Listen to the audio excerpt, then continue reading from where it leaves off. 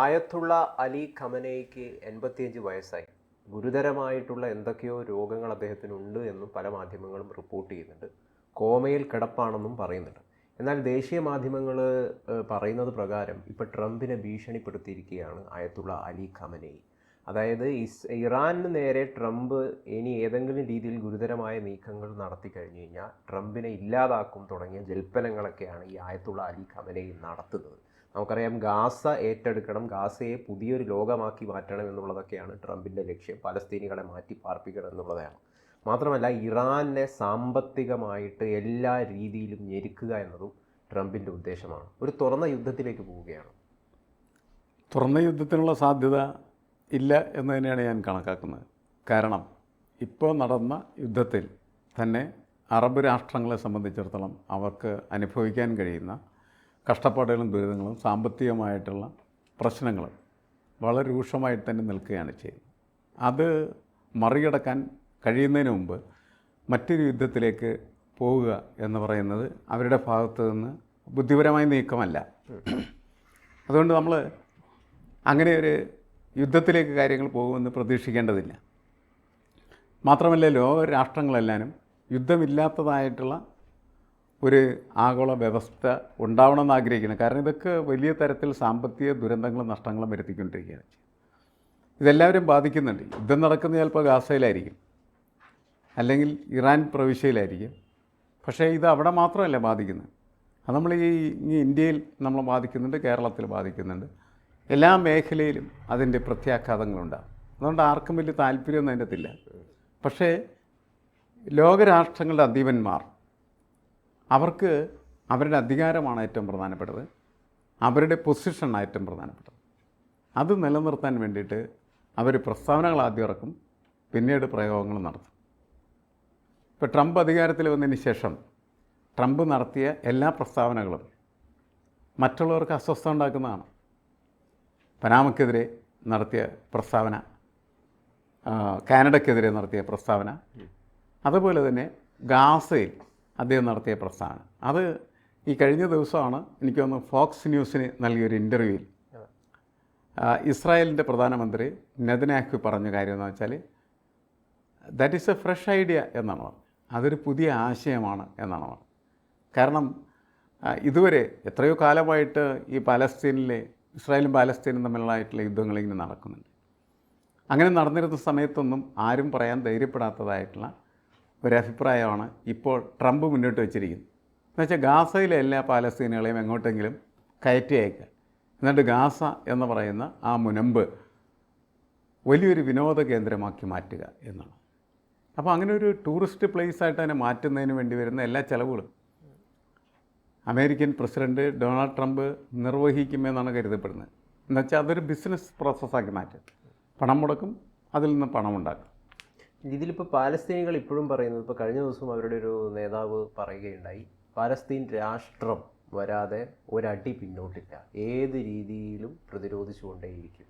ഇപ്പം പാലസ്തീനികളെ മറ്റ് സ്ഥലങ്ങളിലേക്ക് മാറ്റി പാർപ്പിക്കുന്നു എന്ന ട്രംപിൻ്റെ അവകാശവാദം, അദ്ദേഹത്തിൻ്റെ താല്പര്യത്തെയൊക്കെ സൗദി അറേബ്യ പോലുള്ള രാജ്യങ്ങളിലൊക്കെ എതിർപ്പുന്നയിച്ചുകൊണ്ട് രംഗത്തെത്തിയിട്ടുണ്ട്, മറ്റു ഏതാനും ചില ഇസ്ലാമിക രാജ്യങ്ങളൊക്കെ.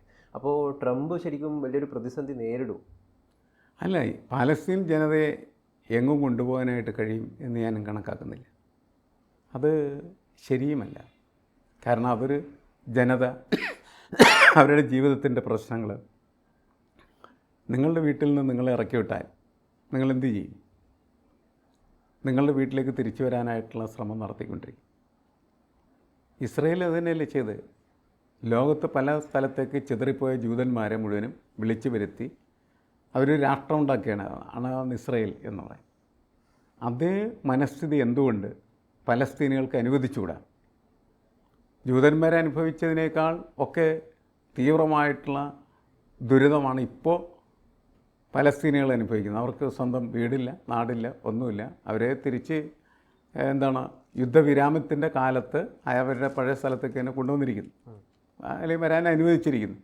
അവരവിടെ ഇനി ജീവിക്കണമെങ്കിൽ അതിനൊരു പുനരധിവാസ സംവിധാനം ഉണ്ടാവണം. അപ്പോഴാണ് നെതന്യാഹു പറഞ്ഞ് പുനരധിവാസത്തിനുള്ള സംവിധാനങ്ങൾ ഉണ്ടാക്കും. പക്ഷേ പുനരധിവാസത്തിന് സംവിധാനം ഉണ്ടാക്കുന്ന സമയത്ത് അദ്ദേഹം അത് കണ്ടീഷണലായിട്ടാണ്. കണ്ടീഷൻ എന്ന് പറഞ്ഞാൽ ഇവിടെ വന്ന് താമസിക്കുന്ന ആളുകളുടെ മനസ്സിനും ഒരു പുനർനിർമ്മാണം ആവശ്യമാണ്. അവർ മുൻപത്തേതുപോലെ ഇസ്രായേലിനെതിരെ വെറുപ്പുള്ള മനസ്സുമായി ജീവിക്കാൻ പാടില്ല. ഇസ്രായേലിനെ കണ്ടാൽ, അല്ലെങ്കിൽ ഒരു ഇസ്രായേലിനെ കണ്ടാൽ, ഇസ്രായേൽക്കാരനെ കണ്ടാൽ, പട്ടാളക്കാരനെ കണ്ടാൽ കല്ലെടുത്തെറിയുന്ന ആ പഴയ പലസ്തീൻ ഇനി വേണ്ട എന്നുള്ളതാണ് അദ്ദേഹത്തിൻ്റെ കാഴ്ചപ്പാട്. ഇവർക്ക് നല്ല രീതിയിൽ കെട്ടിടങ്ങൾ നിർമ്മിച്ചു കൊടുക്കാം, ഇവർക്ക് ആവാസ വ്യവസ്ഥ നിർമ്മിച്ചു കൊടുക്കാം. പക്ഷേ അതിനോടൊപ്പം തന്നെ ഞങ്ങൾ ആവശ്യപ്പെടുന്ന ഒരു കാര്യം, ഇവർ പഴയ മാനസികാവസ്ഥയുമായിട്ട് ഇസ്രായേലിനോട് ഏറ്റുമുട്ടാനും അതിനെ ആക്രമിക്കാനും തയ്യാറാവുന്ന മനസ്സ് പാടില്ല എന്നാണ് അദ്ദേഹം ആവശ്യപ്പെടുന്നത്. അപ്പോൾ ഇതൊക്കെ നല്ല രീതിയിൽ ചർച്ച ചെയ്ത് പലസ്തീനുകളെയും പരിഗണിക്കണമല്ലോ. പലസ്തീനിൽ പരിഗണിച്ചില്ലെങ്കിൽ പിന്നെ എന്തു ചെയ്യും? അല്ല, ഇസ്രായേൽ രാഷ്ട്രത്തെ പലസ്തീനികൾ അംഗീകരിക്കുന്നില്ലല്ലോ. അല്ല, ഇതൊക്കെ ചെയ്യണം. ഇതിനൊക്കെ ഇരുന്ന് കൂട്ടായി ചർച്ച ചെയ്യണം. ഇസ്രായേൽ രാഷ്ട്രത്തെ അംഗീകരിക്കണം. പലസ്തീനുകൾക്ക് അനുവദിക്കപ്പെട്ടിരിക്കുന്നതായിട്ടുള്ള സ്ഥലം എവിടെയാണോ ആ സ്ഥലത്ത് പലസ്തീൻ രാഷ്ട്രം എന്ന് പറയുന്നത് നൽകണം. അല്ലാതെ എന്ത് ചെയ്യും? ഇതെന്ത് പറയണം? ഒരു രാജ്യത്തെ മുഴുവനും സമ്പൂർണ്ണമായിട്ട് ഇങ്ങനെ തുടച്ചു മാറ്റി ഇല്ലായ്മ ചെയ്യുന്ന ഒരു സംവിധാനത്തിലേക്ക് കാര്യങ്ങൾ പോകുന്നത് നല്ലതാണെന്ന് ആർക്കും പറയാൻ പറ്റില്ല. ടൂറിസ്റ്റ് പ്ലേസ് ഉണ്ടായിക്കോട്ടെ, ഇനി കുഴപ്പമൊന്നുമില്ല. ഈ 2 സ്റ്റേറ്റ് തിയറിയെ ഇസ്രായേൽ അംഗീകരിക്കുന്നുണ്ട്, പലസ്തീനികളാണ് അംഗീകരിക്കാത്തത്. അപ്പോൾ ആരാണ് യഥാർത്ഥത്തിൽ ഇവിടെ അല്ല, ഇവിടെ പ്രശ്നക്കാരായിരുന്നുള്ളതല്ല. ഇപ്പോൾ നേരത്തെ പ്രശ്നക്കാരെ കുറിച്ചൊക്കെ സംസാരിച്ചുകൊണ്ടിരിക്കുക, അതൊക്കെ കഴിഞ്ഞില്ലേ? ആയിരക്കണക്കിന് 10,000-കണക്കിന് മനുഷ്യർ മരിച്ചു വീണു, അവരുടെ ആവാസ വ്യവസ്ഥ സമ്പൂർണ്ണമായിട്ട് തകർക്കപ്പെട്ടു. ഇസ്രയേലിൽ താമസിച്ചിരുന്ന കുറേ ആളുകളെ ഇവർ കൊല്ലുകയും ചെയ്തു. അങ്ങനെ പരസ്പരം കൊന്ന് തിന്ന് തീരുന്ന അവസ്ഥയിലെത്തിയ ഘട്ടത്തിലാണ് ഇതിന് ഒരു പരിഹാര നിർമ്മാണം എങ്ങനെ സാധ്യമാകും എന്ന് പറയുന്ന അന്വേഷണം നടക്കും. അപ്പോൾ ഇവരെല്ലാവരും കൂടി കൂട്ടായിരുന്നു ചർച്ച ചെയ്തിട്ട് ഏറ്റവും അമിക്കബിളായിട്ട് ഏവർക്കും സ്വീകാര്യമായിട്ടുള്ള രീതിയിലുള്ള തീരുമാനത്തിലേക്ക് അത് എത്തിയേ പറ്റൂ. അല്ലെങ്കിൽ ഒരിക്കലും ഒരു വിഷയം അവസാനിക്കില്ല. കൈ പോയവനും കാല് പോയവനും കാത് പോയവനും ഒക്കെ ആയിട്ട് എത്രയോ പലസ്തീൻകാരാണ് ജീവിക്കുന്നത്. അവൻ്റെ മനസ്സിൽ നിന്ന് ഇസ്രായേലിനെതിരായിട്ടുള്ള വെറുപ്പ് മാറ്റണം എന്ന് പറയുന്നത് എളുപ്പമാണ്. ആയിരിക്കില്ല എന്നാണ് ഞാൻ കണക്കാക്കുന്നത്. എൻ്റെ കൈ വെട്ടിയെടുത്ത ഒരു രാഷ്ട്രത്തെ ഞാൻ സ്നേഹിക്കുകയും അതേപോലെ തന്നെ ആരാധിക്കുകയൊക്കെ ചെയ്യുന്ന അവസ്ഥയിലേക്ക് ഞാനെത്തുക എന്ന് പറയുന്നത് നമ്മൾ യേശു ക്രിസ്തുവിനേക്കാൾ വലിയ വിശാല മനസ്സുള്ള മനുഷ്യനായി മാറാൻ മാത്രം സാധിക്കുന്നൊരു കാര്യമാണ്. അതൊക്കെ എളുപ്പമായിരിക്കില്ല. അപ്പോൾ അതുകൊണ്ട് അവരുടെ മനസ്സ് മാറ്റുക എന്ന് പറയുന്നതിന് പരിമിതികളുണ്ട് എന്ന് മനസ്സിലാക്കി അത്രയും അവർ മാറിയാൽ മതി എന്ന് തീരുമാനിക്കുന്ന തരത്തിലേക്ക് ഇസ്രായേൽ എത്തിച്ചേരേണ്ടത് ആവശ്യമാണ്. നെതന്യാഹുവിൻ്റെ പ്രസ്താവനയും അതുപോലെ ട്രംപിൻ്റെ പ്രസ്താവനയൊക്കെ എന്ന് പറയുന്നത് ഈ പലസ്തീനെതിരായിട്ടുള്ള യുദ്ധത്തിൽ വിജയിച്ച 2 രാഷ്ട്രത്തലവന്മാരുടെ സംഭാഷണമായിട്ട് നമ്മൾ കണക്കാക്കേണ്ടത്. അപ്പോൾ അതിൽ ഇരയായി കിടക്കുന്ന ആളുകൾ, അപ്പോൾ ഇത് ഒരിക്കലും നമ്മൾ ഹമാസ് എന്ന് പറയുന്നതായിട്ടുള്ള തീവ്രവാദി സംഘത്തിൻ്റെ പ്രശ്നമായിട്ടല്ല പറയുന്നത്. അത് വേറെ, അതവർ ഡീൽ ചെയ്തിട്ട് ഹമാസിനെ ഇല്ലായ്മ ചെയ്യട്ടെ, തീവ്രവാദികളെ ഇല്ലായ്മ ചെയ്യുക, തുടച്ചു നിൽക്കുക എന്ന് പറയുന്നത് സമാധാനപൂർവ്വം മനുഷ്യർക്ക് ജീവിക്കാനായിട്ട് ആവശ്യമാണ്. അപ്പോൾ അവർ തുടച്ചു മാറ്റട്ടെ. പക്ഷേ പലസ്തീൻകാരായ സാധാരണക്കാരായിട്ടുള്ള മനുഷ്യരുണ്ട്, അവർ ജീവിക്കാനായിട്ടുള്ളൊരിടം നിർമ്മിച്ചു കൊടുക്കേണ്ട ആവശ്യമാണ്. അതല്ലാണ്ട് അവരെ പൂർണ്ണമായിട്ട് അവിടെ നിന്ന് ഇവാക്വേറ്റ് ചെയ്ത് മറ്റ് രാഷ്ട്രങ്ങളിലേക്ക് കൊണ്ടുപോകുക എന്ന് പറയുന്നത് നടക്കാൻ പോകുന്ന കാര്യമല്ല എന്നാണ് ഞാൻ കണക്കാക്കുന്നത്. കാരണം നമ്മളിപ്പോൾ സൗദി അറേബ്യയെക്കുറിച്ച്, അവിടെയൊക്കെ ഒരുപാട് സ്ഥലങ്ങളുണ്ടെന്ന്. ആ സ്ഥലത്ത് ഇവരെ കൊണ്ട് താമസിപ്പിക്കാനായിട്ട് സൗദി അറേബ്യക്കാർ തയ്യാറാവില്ലെന്ന് ഞാൻ കരുതുന്നു. കാരണം അവർ വലിയൊരു ഭാണ്ഡത്തെ, മനുഷ്യ മാലിന്യ ഭാണ്ഡത്തെ എടുത്തു വെക്കുന്നത് പോലെയുള്ള ഫീലിംഗ് എനിക്ക് അവർക്കുണ്ടാകുമാണ്. പലതരത്തിലുള്ള ഉപദ്രവങ്ങളായിരിക്കും ഇവരവിടെ ചെന്ന് കഴിഞ്ഞാൽ സൗദി അറേബ്യ കൊണ്ടാകാൻ സാധ്യതയുള്ളത്. ഇവർക്ക് ഇവരുടെ രാഷ്ട്രം എന്തെങ്കിലും ആകട്ടെ, അതവിടെ വിടുക, അവരവിടെ ജീവിച്ച് തീർത്തോട്ടെ കാര്യങ്ങൾ എന്ന് കരുതാനേ പറ്റുകയുള്ളൂ. അല്ലാണ്ട് മറ്റൊരു രാഷ്ട്രം അതിനെ ഏറ്റെടുക്കുക എന്ന് പറഞ്ഞാൽ നടക്കുമെന്ന് എനിക്ക് തോന്നുന്നില്ല. പക്ഷേ ട്രംപിൻ്റെ മനസ്സിലുള്ളത് അത് തന്നെയാണ്. ഇപ്പോൾ മാഷിപ്പോൾ പറഞ്ഞ പോലെ തന്നെ ഇവർ മറ്റൊരു സ്ഥലത്തേക്ക് പോയി കഴിഞ്ഞ് കഴിഞ്ഞാൽ അവിടെ പ്രശ്നങ്ങൾ ഉണ്ടാക്കും. അപ്പോൾ ഇവരൊരു പ്രശ്നക്കാരായിട്ടാണ് പലരും പലസ്തീനികളെ കാണുന്നത്. പുറമേ സ്നേഹം പ്രകടിപ്പിക്കുന്നുണ്ടെങ്കിലും പലരും സ്വീകരിക്കാൻ തയ്യാറല്ല. ഇത് തന്നെയാണ് ട്രംപിൻ്റെയും പ്രശ്നം, ബെഞ്ചമിൻ നെതന്യാഹുവിൻ്റെയും പ്രശ്നം. ഇവർ ഇസ്രായേലിന് നേരെ വല്ലാത്ത പ്രശ്നങ്ങൾ ഉണ്ടാക്കുന്നു. അപ്പോൾ ഇവരെ ആട്ടി ഓടിക്കുക എന്നതാണ് ഏക മാർഗം. അല്ല, ഇവരെ കൊന്നുകളയാന്ന് മാത്രമല്ലേ പറയാൻ പറ്റുള്ളൂ. അല്ലാണ്ടെങ്കിൽ പരിഹാരം ഉണ്ടാക്കണമെങ്കിൽ ഇവരുമായിട്ടൊക്കെ ചർച്ച ചെയ്ത് അവർക്കും കുഴപ്പമില്ലാത്ത രീതിയിൽ ജീവിക്കാനുള്ള സൗകര്യങ്ങൾ ഉണ്ടാക്കി കൊടുത്തു കഴിഞ്ഞാൽ പ്രശ്നങ്ങൾ ചിലപ്പോൾ തീരെയായിരിക്കും. ഇപ്പോൾ നമ്മൾ ഇന്ത്യയിൽ തന്നെ പല സ്ഥലത്തും മാവോവാദി പ്രശ്നങ്ങളൊക്കെ ഉണ്ടാകുമ്പോൾ അവിടേക്ക് ഇടപെടുന്നത് അവിടെയുള്ള മുഴുവൻ മനുഷ്യൻ തീർത്തുകൊണ്ടല്ല, അവർക്ക് ജീവിക്കാനുള്ള സൗകര്യങ്ങളുണ്ടാക്കി അവർക്ക് ഭരണകൂടത്തിനോട് ഏറ്റുമുട്ടുന്ന ഒരു സ്വഭാവത്തിൽ നിന്ന് അവരെ മാറ്റുക എന്നുള്ളതാണ്.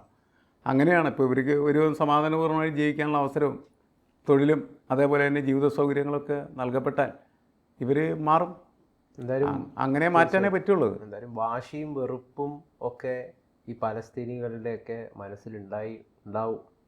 അല്ല, ഉണ്ടാവാൻ കാരണം ഇതാണ്, ഞാൻ നേരത്തെ പറഞ്ഞ കൈ പോയൊരുത്തൻ, കണ്ണു പോയൊരുത്തൻ, അവനോടൊക്കെ പൊറുക്കാൻ പറഞ്ഞതിൽ ഒരു കഥ ഉണ്ടാവില്ല. അപ്പോൾ അതെല്ലാം മനസ്സിലാക്കി അതിനനുസരിച്ചുള്ള പരിഹാരങ്ങൾ നിർദ്ദേശിച്ച് കഴിയുന്നത്ര മെയിൻ സ്ട്രീം ലൈഫുമായിട്ട് ബന്ധപ്പെടുത്തി അവരെ കൊണ്ടുപോകാനായിട്ട് ലോക നേതൃത്വം ശ്രമിച്ചാൽ അല്പം മെച്ചപ്പെട്ടതും ആശ്വാസകരമായിട്ടുള്ള ഒരു സാധ്യത അവിടെ നമ്മൾ കാണുന്നുണ്ട്. അതിലേക്ക് ഇവരെല്ലാവരും കൂടി എത്തിച്ചേരട്ടെ എന്നാണ്. ഇറാൻ അടക്കമുള്ള ചൈന അടക്കമുള്ള പല രാഷ്ട്രങ്ങളുടെയും കണ്ണിലെ ഏറ്റവും പ്രധാന ശത്രുവായി ഡൊണാൾഡ് ട്രംപ് വളർന്ന് പന്തലിക്കുകയാണ്. എന്തും അമേരിക്കയ്ക്ക് സംഭവിക്കാം, ട്രംപിന് സംഭവിക്കാം എന്നൊക്കെ പലരും വിലയിരുത്തുന്നുണ്ട്.